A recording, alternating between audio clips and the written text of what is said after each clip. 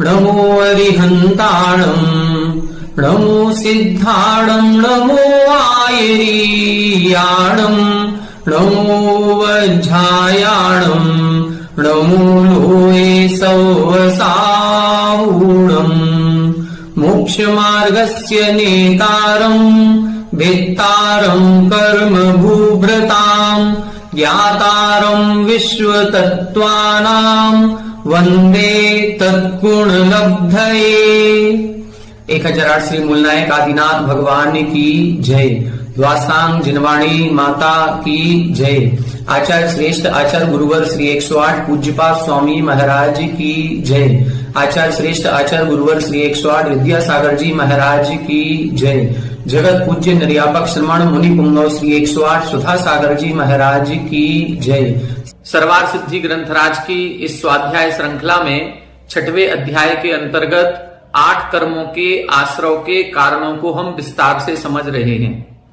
ज्ञानावरण आदि 8 कर्मों में से ज्ञानावरण, दर्शनावरण, वेदनीय, मोहिनीय, इन 4 कर्मों पर चर्चा अपनी हो चुकी है। पूर्व कक्षा में हमने आयु कर्म पर चर्चा प्रारंभ की थी। आयु कर्म का बंध कैसे होता है, आयु कर्म और गति कर्म में क्या अंतर है, आयु कर्म में संक्रमण क्यों नहीं होता, आयु कर्म में उत्कर्षण और अपकर्षण किन अवस्थाओं में, किन परिस्थितियों में कब होता है, इन सभी विषयों पर अपन ने पूर्व कक्षा में चर्चा की थी। साथ ही नरकायु और त्रियंच आयु के आश्रव के कारण क्या होते हैं, इस पर भी विस्तार से चर्चा की गई थी। अब आज की कक्षा में हम आगे के सूत्रों को देखेंगे, जिसमें मनुष्यायु और देवायु, इन 2 प्रकार के आयु कर्म के आश्रव किन कारणों से, किन परिणामों से होते हैं, इस पर आज विस्तार से चर्चा की जाएगी।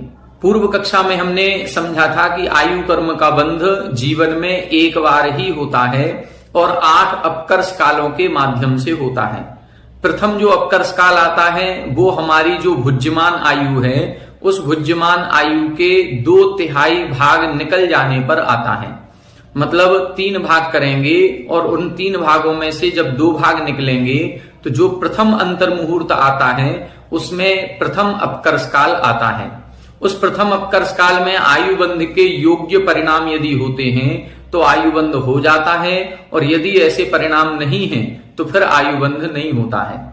फिर कब होगा? अब दूसरा अपकर्ष काल आएगा। दूसरा अपकर्ष काल कब आएगा? जो शेष बची हुई अब भुज्यमान आयु है, इस भुज्यमान आयु के पुनः वही 3 भाग करेंगे और 2 भाग निकल जाने पर फिर जो प्रथम अंतर मुहूर्त आता है उसमें दूसरा अपकर्ष काल आता है।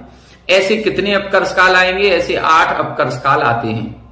जब इन 8 अपकर्ष कालों में भी आयु बंध नहीं होता है तो मरण के पूर्व, कितने समय पूर्व? असंक्षेपाद्धा काल पूर्व आयु बंध नियम से होता ही होता है, क्योंकि बिना आयु बंध किए जीव का मरण नहीं हो सकता। जीव का जब मरण होगा तो वह अगली आयु में जाएगा, अगली गति में जाएगा। उसके लिए आयु कर्म का बंध आवश्यक है। अब प्रथम अपकर्ष काल हमारा कब आएगा? तो यदि ये जानकारी है कि हमारी वर्तमान की भुज्यमान आयु इतनी है, तब जाकर के हम उसके 3 भाग करें और कैलकुलेशन निकाल करके उस अंतर मुहूर्त को निकालें। लेकिन आयु की गणना जो हम सभी लोग करते हैं वो हम जन्मदिन से करते हैं। बात जन्मदिन की नहीं है, हमारी जो आयु की गणना होती है वो गर्भ काल से होती है, बल्कि विग्रह गति से होती है। पूर्व आयु समाप्त हुई और समाप्त होते ही अगले समय से नवीन आयु प्रारंभ हो जाती है। तो जो विग्रह गति होती है 1 समय, 2 समय अथवा 3 समय की, तो ये 3 समय भी किस आयु के हैं? ये हमारी भुज्यमान आयु के हैं। फिर उसके बाद जीव जन्म स्थान पर पहुंचता है, उसका गर्भकाल होगा 9 महीने का लगभग। अब ये हम लोग कोई नहीं जान सकते हैं, कोई भी ऐसा यंत्र नहीं है जो ये बता सके कि जीव गर्भ में कब आया था और इसका जो आयु का प्रथम समय है वो कितना था। जब हम ये नहीं ज्ञात कर सकते तो हम पूरी आयु को, कोई ज्योतिषी यदि बता भी दे कि हमारी आयु 81 वर्ष की है, तो भी हम प्रथम अंतर्मुहूर्त नहीं निकाल पाएंगे कि इस अपकर्ष काल का अंतर्मुहूर्त कौन सा होगा और किस समय हमारी आगामी आयु का बंध होगा। इसलिए हमें हमेशा प्रति समय सावधान रहना है कि पता नहीं है कि हमारी आयु कितनी है, और यदि आयु का पता चल जाए तो हम उस प्रथम अंतर्मुहूर्त या उस अपकर्ष काल के अंतर्मुहूर्त का ज्ञान नहीं कर सकते हैं। इसलिए हमें हमेशा सावधान रहने की आवश्यकता है। आइए देखें, नरक आयु और त्रियंच आयु के आश्रव के कारण हमने कल समझे थे। अब आज की कक्षा में हम मनुष्य आयु और देव आयु के आश्रव के कारण समझेंगे। पेज नंबर 257, उत्थानिका 641, सूत्र नंबर 17। आह व्याख्यातस तैर्यज्ञोनस्य आयुष आश्रवः। तैर्यज्ञोनस्य अर्थात त्रियंच योनि के आयु के आश्रव के कारण व्याख्याता अर्थात बता दिए। इदानीं मानुषस्य आयुषः को हेतु इति अत्र उच्यते। अब मनुष्य आयु के आश्रव के कारण कौन से हैं उसको आज यहां पर बता रहे हैं। सूत्र नंबर 17, अल्पारंभ परिग्रहत्वम मानुषस्य। अल्पारंभ परिग्रहत्वम मानुषस्य, यहां बता रहे हैं अल्पारंभ परिग्रहत्वम। बिल्कुल उसी तरह से सूत्र है जैसा 15 नंबर का देखा था। उसमें बहवारंभ परिग्रहत्वम नारकस्यायुषः लिखा था, यहां पर अल्पारंभ परिग्रहत्वम मानुषस्य कर दिया। वहां नरक की जगह मनुष्य कर दिया और बहु की जगह अल्प कर दिया। आरंभ परिग्रह वही है। यदि आरंभ परिग्रह की अधिकता है तो नरक आयु का बंध होगा, यदि आरंभ और परिग्रह की कमी है तो फिर मनुष्य आयु का बंध होता है। 642, नारक आयु आश्रवो व्याख्यातः। नारकी जीवों की आयु का आश्रव किन परिणामों से होता है इसका वर्णन हम कर चुके हैं। तद विपरीतो मानुषस्य आयुषः इति संक्षेपः। उससे यदि हम विपरीत कर देते हैं तो फिर मनुष्य आयु के आश्रव जानने चाहिए। विपरीत कैसे करना है, वहां पर आरंभ और परिग्रह दोनों की परिभाषा बताई थी। प्राणी पीड़ा हेतु व्यापारः आरंभः। ऐसी क्रियाएं जिनसे प्राणियों को पीड़ा पहुंचती है, दुख पहुंचता है, वो सारी क्रियाएं आरंभ के अंतर्गत आती हैं। और मम इदम इति बुद्धि लक्षणः, यह मेरा है, इस प्रकार की बुद्धि जहां होती है उसको परिग्रह कहते हैं। अब यदि ऐसी बहुत सारी सामग्री है जिसको हम कहते हैं कि यह मेरा है, यह मेरा है, यह मेरा है, तो समझ लेना जितना अधिक हमारा सामग्री, हमारा परिग्रह होगा, ममत्व भाव मूर्छा होगी, उतना ज्यादा हमें पाप का बंध होगा। और उस परिणामों के साथ यदि आयु का बंध होता है तो नरक आयु का बंध होगा। यदि सर्वाधिक आरंभ की क्रियाएं की जा रही हैं, हिंसात्मक क्रियाएं हो रही हैं, तो नरक आयु का बंध होगा। लेकिन यदि अधिक नहीं है, जितनी आवश्यकता है उतना परिग्रह हम रखते हैं, आवश्यकता के अनुसार यदि रखा जाता है तो फिर वह अल्प आरंभ परिग्रहत्व के अंतर्गत आता है। तद व्यासः, अब इसका और विस्तार कर रहे हैं। विनीत स्वभावः, प्रकृति भद्रता, प्रगुण व्यवहारता, तनु कषायत्वम, मरण काल असंकलेशतादि। और क्या क्या है, विनीत स्वभावः, विनम्र स्वभाव होना। विनम्र स्वभाव किसे कहते हैं, तो हमारे गुरुजन हैं, हमारे बड़े जन हैं, जितने भी श्रेष्ठ महापुरुष हैं उनके आने पर विनम्र भाव होना, वो कहलाता है विनीत स्वभाव। उनके चरण स्पर्श आदि करना, उनको जय जनेन्द्र आदि करना, ये सारी क्रियाएं विनीत स्वभाव के अंतर्गत आएंगी। प्रकृति भद्रता, प्रकृति भद्रता का मतलब है बाय नेचर भद्र होना। भद्र का मतलब सज्जन होना, विनीत स्वभाव वाला होना। ये जो विनीत स्वभाव है एक तो सामान्य हो गया और दूसरा बाय नेचर, जन्म से ही वह विनम्र स्वभाव वाला है। यदि हमारा नेचर, जैसे अपन कहें कि किसी से कोई चीज का स्वार्थ है, यदि किसी स्वार्थ के कारण से हम उसके सामने झुक रहे हैं तो ये हमारा विनीत स्वभाव नहीं कहलाएगा, प्रकृति भद्रता नहीं कहलाएगी, क्योंकि हमारा स्वार्थ है। बिना स्वार्थ के निस्वार्थ भाव से यदि हम कोई भी हमारे घर में आता है, किसी से भी हम मिलते जुलते हैं और उनके सामने हमारा अपने आप ही नम्र वृत्ति हो जाती है, हमारा सर झुक जाता है, तो फिर उसको हम प्रकृति भद्रता कहते हैं, बाय नेचर भद्रता। प्रगुण व्यवहारता, प्रगुण का मतलब होता है सरल, मन वचन काय की सरलता रखना, कुटिलता नहीं। जहां पर त्रियंच आयु के बंध के कारण बताए थे वहां कुटिल भाव लिखा था, वो कुटिल भाव है, और यहां पर क्या लिख रहे हैं, प्रगुण व्यवहारता। अब कुटिलता नहीं, मन वचन काय की सरलता होगी तो फिर हमें मनुष्य आयु का बंधु होता है। तनु कषायत्वम, कषाय में अल्प होना, विशुद्धि होना, संक्लेश परिणाम नहीं होना। यदि कषायों की मंदता है तो फिर उस समय भी मनुष्य आयु का बंधु होता है। और मरण काल असंक्लेश तादि, और मरते समय विशुद्ध परिणामों से मरण होना, उस समय संक्लेश परिणाम नहीं होना, उस समय एक प्रकार की जो बेचैनी होती है वो बेचैनी नहीं होना। इस समय यदि बेचैनी नहीं हो रही है, विशुद्ध परिणामों से मरण हो रहा है, तो भी मनुष्य आयु कर्म का बंधु होता है। तो यहां पर सारे कारण इधर इन्होंने बता दिए कि विनम्र स्वभाव होना, बाय नेचर स्वभाव से ही विनम्र होना, सरल व्यवहार करना, मन वचन काय की सरलता होना, कषायों में मंदता होना, ये सभी मनुष्य आयु कर्म के बंध के कारण होते हैं। और भी क्या कारण हैं, तब इधर 643 में लिख रहे हैं, किम एतावान एव मानुषस्य आयुषः आश्रव इति अत्र उच्यते। क्या इतने ही मनुष्य आयु कर्म के आश्रव के कारण हैं या और भी हैं? तब और कारण बताने के लिए अगला सूत्र लिख रहे हैं, स्वभाव मार्दवम च, स्वभाव मार्दवम च। यहां बता रहे हैं स्वभाव से मृदुता होना भी मनुष्य आयु कर्म के आश्रव का कारण है। ये जो प्रकृति भद्रता लिखी है ये तो पूज्यपाद आचार्य महाराज ने लिखी है। जो पूर्व सूत्र में इन्होंने जो विस्तार किया है आश्रव के कारणों में और प्रकृति भद्रता लिखी, ये पूज्यपाद आचार्य ने लिखी, क्योंकि इस सूत्र की टीका है।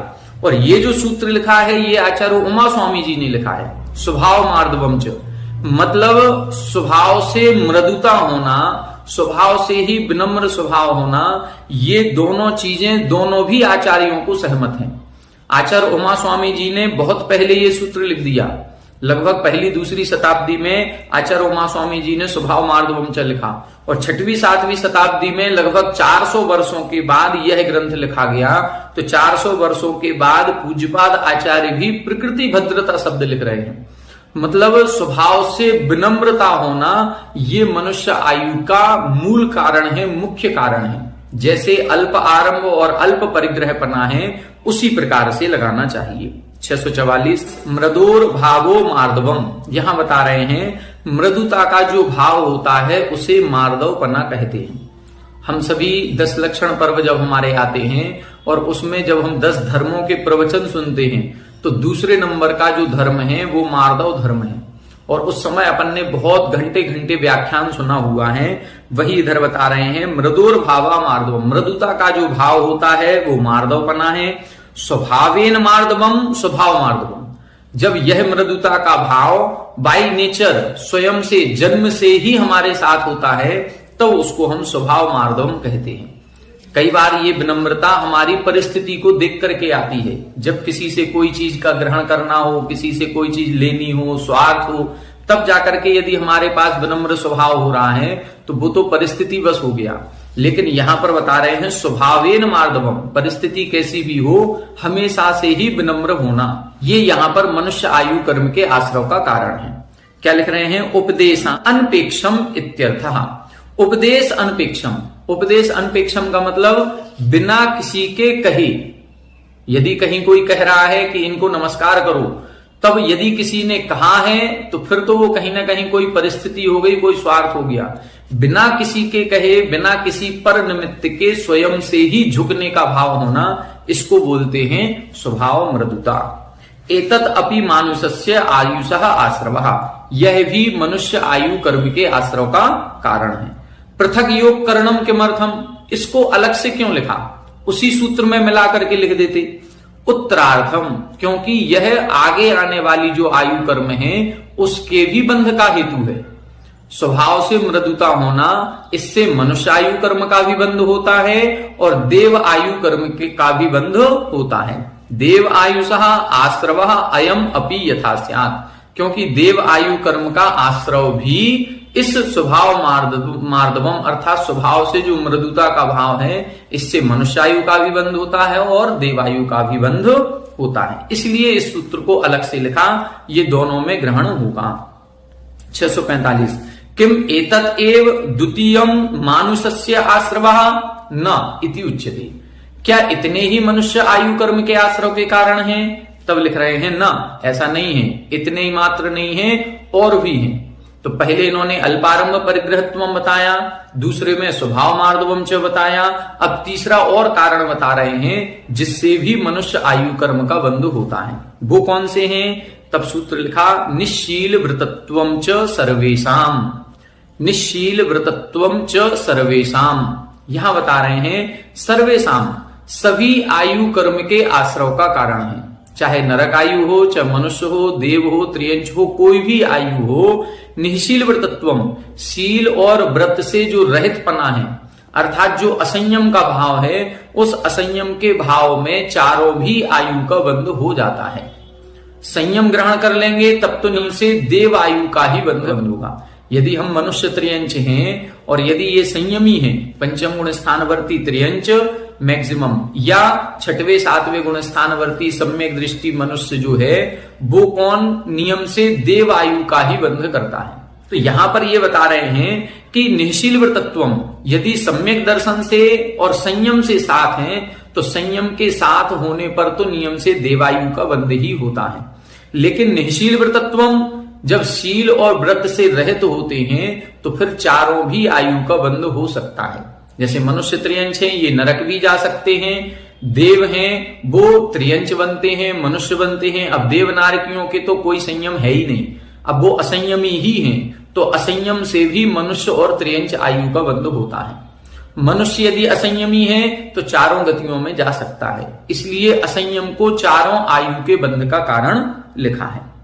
646 च शब्दों अधिकृत समुच्चयार्थः, जो सूत्र में च शब्द लिखा है निःशील व्रतत्वम च, शब्द से क्या लेना है? अधिकृत समुच्चयार्थ, जिसका अधिकार चल रहा है उन सब का ग्रहण यहां पर करना है। जैसे अल्पारंभ परिग्रहत्वम च निःशील व्रतत्वम च। अल्पारंभ परिग्रहत्वम, मनुष्य आयु के जो आश्रव के कारण चल रहे थे उन सब का ग्रहण करना है, तो अल्पारंभ और परिग्रहपने को भी ग्रहण करेंगे और निःशील व्रतत्व को भी हम यहां पर ग्रहण करेंगे। शीलानी च व्रतानी च शील व्रतानी तानी वक्ष्यन्ते, यहां शील और व्रत इन दोनों का समास कर रहे हैं और एक शब्द बन गया शील व्रतानी। ये क्या कहलाते हैं? तो लिख रहे हैं तानी वक्ष्यन्ते, इनका वर्णन आगे करेंगे। जो 7वां अध्याय आएगा उसमें 5 अणुव्रत अर्थात 5 व्रतों का और 7 शील व्रत, ऐसे 12 व्रतों का वर्णन किया जाएगा। निष्क्रांतः शील व्रतेभ्यो निःशील व्रतः, जो शील और व्रत से रहित होता है उसे निःशील व्रत कहते हैं। जिसके पास ना तो किसी प्रकार के व्रत हैं और ना किसी प्रकार के शील व्रतों का पालन कर रहा है, मतलब ना तो 5 अणुव्रत हैं, ना 3 गुण व्रत हैं, ना 4 शिक्षा व्रत हैं, किसी भी प्रकार से संयम को अंगीकार नहीं किया, उसको हम निःशील व्रत कहते हैं। तस्य भावो निःशील व्रतत्वम, और उसका जो भाव होता है उसे निःशील व्रतत्व कहते हैं। सर्वेशाम ग्रहणम सकल आयु आश्रव प्रतिपत्त्यर्थम, जो सर्वेशाम शब्द का इधर ग्रहण किया है उससे सकल आयु, समस्त आयु का ग्रहण करना है। इससे नरक आयु का भी ग्रहण होगा, मनुष्य का, त्रियंच का और देवों का भी ग्रहण होगा। मतलब असंयम के भाव से देवायु भी मिल जाती है। अब अभी हमने आपको बताया था कि जो संयमी हैं वो नियम से देव बनते हैं, लेकिन यहां क्या कह रहे हैं? असंयम भाव से भी देवायु का बंध हो जाता है। तो असंयम भाव से कैसे देवायु का बंध हो जाएगा? प्रश्न भी कर रहे हैं, किम देव आयुषः अपि भवति, क्या देवायु का भी बंध इससे हो जाता है? जब हमने संयम ही ग्रहण नहीं किया तो देव कैसे बन जाएंगे? तब लिख रहे हैं हाँ सत्यम, हो जाता है। किस अपेक्षा से? भवति भोग भूमिजापेक्षया, भोग भूमिजों की अपेक्षा से। भोग भूमियां जितने जीव हैं ये मनुष्य और त्रियंच, ये मनुष्य त्रियंच संयमी नहीं होते। भोग भूमि में 4 गुण स्थान ही पाए जाते हैं, इससे ऊपर नहीं है। ना देश व्रत है ना सकल व्रत है, कोई भी व्रत नहीं है। लेकिन इनका नियम है कि ये जितने भोग भूमियां मनुष्य त्रियंच हैं ये नियम से देवगति का बंध करते हैं, नियम से। कौन से देव बनेंगे? यदि सम्यक दृष्टि मनुष्य त्रियंच हैं तो ये वैमानिक देव बनते हैं, और यदि मिथ्या दृष्टि मनुष्य त्रियंच हैं तो ये भवनत्रिक देवों में उत्पन्न होते हैं। तो क्या वैमानिक देवों में सर्वार्थ सिद्धि तक जा सकते हैं? नहीं जाएंगे। ये चूंकि संयम से सहित नहीं होते हैं, केवल चौथे गुण स्थान तक ही होता है, लेकिन चौथे गुण स्थान तक इनकी लेस्या की विशुद्धि होती है। इनके राग द्वेष भाव नहीं होते, ईर्ष्या भाव नहीं होता, इनके जितने कसायक भाव हैं इनकी बहुत मंदता होती है, और उस मंदता के कारण से ये नियम से देवायु का बंध करते हैं। वैमानिक देव बनेंगे। वैमानिक देवों में भी मात्र पहले और दूसरे स्वर्ग तक ही इनका गमन होता है, दूसरे स्वर्ग से ऊपर इनका गमन नहीं होता। अब जितनी भी भोग भूमियां हैं, अब भोग भूमियां कहां कहां हैं? अपन ने तीसरे चौथे अध्याय में पूरा पढ़ लिया था कि जो हेमवत क्षेत्र है, हरि क्षेत्र है, देवकुरु, उत्तर कुरु, रम्यक, हैरण्यवत, ये जो 6 क्षेत्र जम्बूद्वीप में हैं, और 2.5 द्वीप में कितने हो गए? ये 30 क्षेत्र। ये भोग भूमियां हैं, ये शाश्वत भोग भूमि है। हमारा जो भरत और ऐरावत क्षेत्र है, यहां जो पहला दूसरा तीसरा काल आता है, यहां पहले दूसरे तीसरे काल में भी भोग भूमि होती है। और जो मानसोत्तर पर्वत से लेकर के अंतिम स्वयंभू रमण जो द्वीप है, उस द्वीप में बीचों भी स्वयंप्रभ पर्वत है। तो मानसोत्तर पर्वत से लेकर के स्वयंप्रभ पर्वत तक जो असंख्यात द्वीप समुद्र हैं, ये भी जघन्य भोग भूमि है। यहां पर जितने त्रियंच उत्पन्न होंगे, ये सब नियम से देवायु का ही बंध करते हैं, इनके और दूसरी कोई भी आयु का बंध नहीं होता। जो मिथ्या दृष्टि है वो भवनत्रिकों में जाएंगे, जो सम्यक दृष्टि है वो वैमानिकों में पहले दूसरे स्वर्ग तक जाते हैं। तो यहां पर जो देवायु का बंध लिखा है वो भोग भूमियों की अपेक्षा लिखा है, क्योंकि वहां संयम नहीं होता है। बिना संयम के भी देवायु का बंध हो जाता है। अब वहां हो जाता है तो यहां पर भी हो जाता है। यहां पर भी यदि किसी जीव ने, किसी मनुष्य ने संयम को ग्रहण नहीं किया है, और यदि लेस्या की मंदता है, परिणामों की मंदता है, कसायों की विशुद्धि है, मतलब कसायों में संक्लेश परिणाम नहीं है, तो फिर वह मनुष्य भी, त्रियंच भी देव आयु का बंध कर सकता है, करता है। 647 नंबर देखें। अथ चतुर्थस्य आयुषः का आश्रव इति यत्र उच्यते। अब यहां बता रहे हैं चौथी आयु कौन सी है। नरक आयु का आश्रव बता दिया, त्रियंच आयु का बता दिया, मनुष्य आयु का भी 2 सूत्रों में पहले बताया, और फिर ये जो तीसरा सूत्र लिखा है इसमें सभी प्रकार की आयु का वर्णन इधर इन्होंने कर दिया। अब चौथी आयु कौन सी है? देवायु। तो देवायु के आश्रव के कारण कौन कौन से हैं, इसको जानने का प्रयास करते हैं। सूत्र 20। सराग संयम संयमा संयमा काम निर्जरा बाल तपांसी दैवस्य। सराग संयम संयमा संयमा काम निर्जरा बाल तपांसी दैवस्य। यहां बता रहे हैं सराग संयम, संयमा संयम, अकाम निर्जरा और बाल तप, ये देवस्य अर्थात देव आयु के बंध के कारण है। सराग संयम ये अपन पूर्व में समझ चुके हैं, जब अपन ने सातावेदनी कर्म के आश्रव के कारण पढ़े थे तब उसमें आया था सराग संयम। तो सराग संयम में क्या है? राग सहित संयम। जिन्होंने पूर्ण संयम को स्वीकार कर लिया है, महाव्रत ले लिए हैं, लेकिन महाव्रत लेने के बाद भी अभी राग से सहित हैं, मतलब संजुलन कसाय की तीव्रता से सहित हैं। तो जब तक ये संजुलन कसाय की तीव्रता है, अथवा जहां पर प्रवृत्ति होती है वहां पर सराग संयम होता है, जहां पर निर्वृत्ति होती है वहां वीतराग संयम होता है। तो 6वें 7वें गुण स्थान में 6वां गुण स्थान सराग संयम का है। 7वें गुण स्थान के 2 भाग अपन करते हैं, सराग संयम का और वीतराग संयम का। जब निर्वृत्ति परक अर्थात आत्मा आत्मा में लीन होती है, ध्यान या सामायिक की अवस्था में होती है, उस समय वीतराग संयम है। जब प्रवृत्ति के समय 7वें गुण स्थान होता है तब उस समय सराग संयम कहा जाता है। तो ये सराग संयम में यदि हम हैं तो नियम से देव आयु का ही बंध करेंगे। संयमा संयम अर्थात 5वें गुण स्थान। 5वें गुण स्थान केवल 2 गतियों में संभव है, त्रियंच में या मनुष्य में। तो जो संयमा संयमी है 5वें गुण स्थान वाले हैं, जहां पर कुछ संयम है कुछ असंयम है। 12 प्रकार की अविरति होती है, 6 प्राणी संयम और 6 इंद्रिय संयम। तो प्राणी संयम में सटकाए के जीवों की हिंसा नहीं करना, ये प्राणी संयम है। 5 इंद्रियों और मन को बस में करना, ये इंद्रिय संयम कहलाता है। तो जो संयमा संयमी वाले होते हैं इनके 12 में से 1 प्रकार का संयम है और 11 प्रकार का असंयम है। लेकिन फिर भी 1 प्रकार का संयम भी इतना बलशाली है कि वो देव आयु का बंध कराता है। वो कौन सा है कि हम त्रस्त जीवों की हिंसा नहीं करेंगे, 5 स्थावर जीवों की हिंसा से नहीं बच पाएंगे, 5 इंद्रियों को भी वश में नहीं किया है, मन को भी वश में नहीं किया है। 11 प्रकार की अविरति है, मात्र 1 विरति है कि त्रस्त जीवों की हिंसा नहीं करेंगे। इतने मात्र से पंचम गुण स्थान हो जाता है और वह पंचम गुण स्थान वाला जीव नियम से देव आयु का बंध करता है। फिर आगे लिख रहे हैं अकाम निर्जरा। अकाम निर्जरा क्या कहलाती है? अकाम का मतलब है बिना इच्छा के जब कोई आपत्ति विपत्ति हमारे ऊपर आती है, उस समय यदि उस आपत्ति विपत्ति में हम शांत भाव रखते हैं, समता परिणाम रखते हैं, तो उस समय जो कर्मों की निर्जरा है वो अकाम निर्जरा कहलाती है। बाल तप क्या है? जो मिथ्या दृष्टि का या अज्ञान अवस्था का तप होता है उसे हम बाल तप कहते हैं। जब हमारा उद्देश्य कर्म निर्जरा के लिए नहीं होता है, अन्य सांसारिक इच्छाओं को लेकर के कोई तप किया जाता है, तो उसे बाल तप की श्रेणी में लेते हैं। तप की वास्तविक परिभाषा है कर्म क्षयार्थम तप्यते इति तपा। जो कर्म क्षय के लिए तपा जाए उसे तप कहते हैं। लेकिन यदि कर्म निर्जरा का उद्देश्य नहीं है, मात्र सांसारिक भोगों की सामग्री की प्राप्ति हो, देव आयु की प्राप्ति हो इत्यादि यदि कोई हमारा सांसारिक उद्देश्य है, तो वह बाल तप के अंतर्गत आता है। 648 उत्थान का देखें। सराग संयम संयमा संयमश्च व्याख्यातौ। सराग संयम और संयमा संयम इनका व्याख्यान हम कर चुके हैं। अकाम निर्जरा अकामश्चारक निरोध बंधन बद्धेषु क्षुत तृष्णा निरोध ब्रह्मचर्य भूसैया मल धारण परितापादि। अकाम निर्जरा किसे कहते हैं? तो पहले अकाम की परिभाषा बता रहे हैं, फिर निर्जरा की।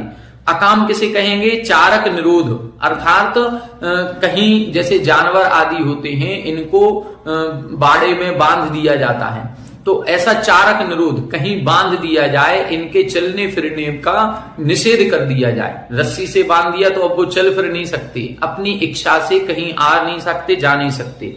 बंधन बद्धेषु, बंधन में बद्ध होने पर, ऐसे चारक निरोध बंधन बद्धेषु, जहां चलना फिरना निषेध हो जाए और किसी एक सीमा तक उनको बांध दिया जाता है, उस समय क्षुत तृष्णा निरोध, भूख प्यास आदि की जो बाधा होती है, ब्रह्मचर्य पालन करना पड़ता है, भूसैया भूमि पर शयन करना पड़ता है, मल धारण आदि और मल आदि को रोके रखना पड़ता है, उस समय जो परिताप आदि जो संताप दिया जाता है, दुख कष्ट हमारे ऊपर आता है, उसको शांत भाव से सहन करने पर जो कर्मों की निर्जरा होती है वो अकाम निर्जरा कहलाती है। तो अकाम क्या है? ये सारी बिना इच्छा के जो परिस्थिति बनती है वो अकाम है।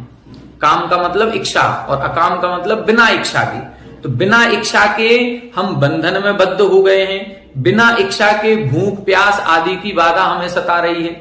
हमारी तो इच्छा हो रही है कि हमें भोजन मिल जाए, भूख लग रही है, लेकिन फिर भी कोई दूसरा दे ही नहीं रहा है, दूसरा हमको बांध करके चला गया है। अब ये जितने भी पशु आदि होते हैं, इनको भूख 12 बजे लग रही है और उनको जो सानी वगैरह डाली जाती है, भूसा डाला जाता है, वो शाम को 5 बजे डाल रहे हैं। तो जो 4-5 घंटे इन्होंने भूख सहन की है, यदि समता भाव पूर्वक की है, तो उसमें जो निर्जरा होती है वो अकाम निर्जरा कहलाती है।